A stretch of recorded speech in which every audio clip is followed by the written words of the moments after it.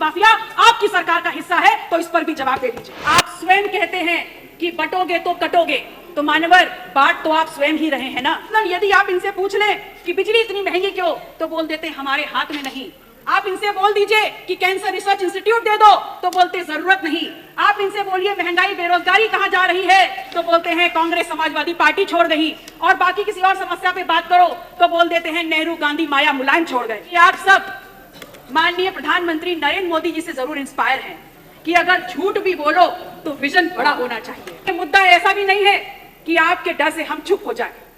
क्या ये भ्रष्टाचार नहीं है कि जहां तमाम धार्मिक स्थलों के लिए आप पैसे का आवंटन कर रहे हैं, वहां भगवान महावीर के 24 तीर्थंकरों के लिए, बौद्ध स्थलों के लिए, नानक देव के तमाम गुरुद्वारों के लिए, कबीर की किसी बैठकी के लिए आपने पैसे का आवंटन नहीं किया है। मानवर मुझे बोलने दीजिए, उसके बाद बोलिए no please don't disturb in between, don't disturb in between, no don't disturb in between, you have no right, absolutely no right. आप अपने मौके पे बोलिएगा, मैं बोल लूं उसके बाद बोलिएगा, मैं बोलूं उसके बाद बोलिएगा, मैं बोलूं उसके बाद बोलिएगा। बोलिए। I might have many objections to what you said, but I didn't raise my voice. Pallavi ji बोलिए। आप क्या संदेश देना चाहते हैं उत्तर प्रदेश की जनता को? इतना भेदभाव, आप स्वयं कहते हैं कि बटोगे तो कटोगे, तो मानवर बांट तो आप स्वयं ही रहे हैं ना। महाकुंभ का एक आयोजन हुआ जो हम सभी के लिए, चाहे सत्ता पक्ष के लोग हों चाहे विपक्ष के लोग हों, बड़ा ही गौरव देने वाला विषय है। और स्वयं सरकार ने आगे बढ़ करके इसमें व्यवस्थाओं करने की जिम्मेदारी ली थी, और ये एक बहुत बड़ी चुनौती भी थी जिसमें सरकार पूर्णतः विफल हुई। और अब जब महाकुंभ का ये आयोजन खत्म हो चुका है, उसके बाद दूसरी सबसे बड़ी चुनौती है कि गंगा में हुए गंगा के प्रदूषण से गंगा को निजात दिलाया जाए। हम आपसे कहना चाहते हैं कि गंगा भारत का प्राण है, गंगा भारत की विभिन्न संस्कृतियों का आधार और भारत की आध्यात्मिक यात्रा का साक्षी है। यह दुर्भाग्य है हम उन सभी लोगों के लिए जो गंगा को आज इस परिस्थिति में देख रहे हैं। केंद्र सरकार ने नमामि गंगा योजना के माध्यम से गंगा की सफाई के नाम पर अरबों खरबों का बजट आवंटित किया, और जिसमें लूट खसोट भी हुई, लेकिन उसके बाद भी कोई परिवर्तन नहीं आया, बल्कि वो गंगा जो प्राकृतिक अल्केमिस्ट है उसका अनुपात भी बिगाड़ दिया गया। उत्तर प्रदेश सरकार ऐसा ना करे, आप गंगा के प्रति अपनी ईमानदारी दिखाएं और गंगा को वापस गंगा के स्वरूप में लाएं। जो गंगा का जल आचमन के लिए होता है, उस गंगा के जल में आज हाथ डालना भी हानिकारक है। मानवर आप ही बोल लीजिए।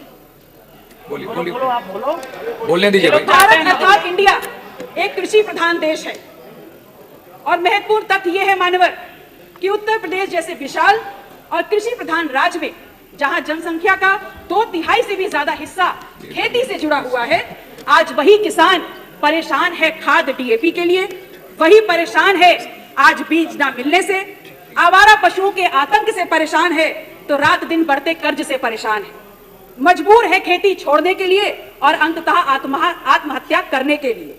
मैं पूछती हूं सरकार से, मैं पूछती हूं सत्ता पक्ष से कि क्या संवेदनाएं हैं आपकी, क्या नीति है आपकी किसान और खेत से जुड़े हुए इन खेतों की और खेत से जुड़े हुए इन किसानों की सुरक्षा के प्रति। इस प्रदेश में युवाओं की क्या स्थितियां हैं, क्या परिस्थितियां हैं, ये किसी से छुपी नहीं है। हम ये जानते हैं कि 69,000 शिक्षक भर्ती का जो मुद्दा रहा, उसमें संवैधानिक दर्जा प्राप्त आयोग ने भी कहा कि 6800 छात्र छात्राओं के प्रति गलत हुआ है, जिसको आप सिरे से नकार रहे हैं। तो फिर एक बात का जवाब दीजिए कि इको गार्डन में जो 6800 बैठे हैं वो वहां पर क्यों बैठे हैं, इसका जवाब सदन आपसे मांगता है। शिक्षा के प्रति आप कितने गंभीर हैं, ये बात इसी बात से प्रदर्शित हो जाती है कि कैसे आपने लगभग 27,000 परिषदीय स्कूलों पर ताला लगाने का सोच लिया, और वहीं दूसरी तरफ प्राइवेट स्कूलों की फीस वृद्धि पर आपका कोई नियंत्रण नहीं है। इस प्रदेश का छात्र हो या इस प्रदेश का युवा हो, बहुत बेहतर तरीके से ये समझ चुका है कि सरकार हमारे मुद्दे पे संवेदनहीन है और उदासीन है, क्योंकि अगर यही मुद्दा गुजराती गैंग से जुड़ा हुआ होता तो पूरी की पूरी सरकार शीर्षासन करने लग गई होती। आप कहते हैं कि विपक्ष ने 1 डिस्ट्रिक्ट 1 माफिया दिया। पल्लवी जी समय जस्ट 30 सेकंड सर। मान्यवर यह बात भी स्वीकार कर ले कि आज इस वक्त प्रदेश का सबसे बड़ा आर्थिक माफिया आपकी सरकार का हिस्सा है, तो इस पर भी जवाब दे दीजिए। जब भी किसी भी समस्या पर बात करो माननीय सरकार, तो सरकार कहती है, मसलन यदि आप इनसे पूछ लें कि बिजली इतनी महंगी क्यों, तो बोल देते हैं हमारे हाथ में नहीं। आप इनसे बोल दीजिए कि कैंसर रिसर्च इंस्टीट्यूट दे दो, तो बोलते जरूरत नहीं। आप इनसे बोलिए महंगाई बेरोजगारी कहां जा रही है, तो बोलते हैं कांग्रेस समाजवादी पार्टी छोड़ गई। और बाकी किसी और समस्या पे बात करो तो बोल देते हैं नेहरू गांधी माया मुलायम छोड़ गए। मैं आपसे कहती हूं, आज कोई ऐसा वर्ग नहीं है, चाहे गरीब हो, चाहे युवा हो, चाहे अन्नदाता हो, चाहे नारी हो, जो सरकार की नीतियों का विरोध ना कर रही हो, लेकिन आप उस पर गंभीरता से विचार नहीं कर रहे। इसलिए विचार नहीं कर रहे क्योंकि सत्ता ही आपका सिद्धांत है। इसलिए अंत में अपनी बात को कहते हुए कि आपसे निवेदन है, फर्जी आंकड़ों की इस लिखित बाजीगरी को आप वापस लें और एक बार फिर से देखिए कि बजट का सही स्वरूप क्या है।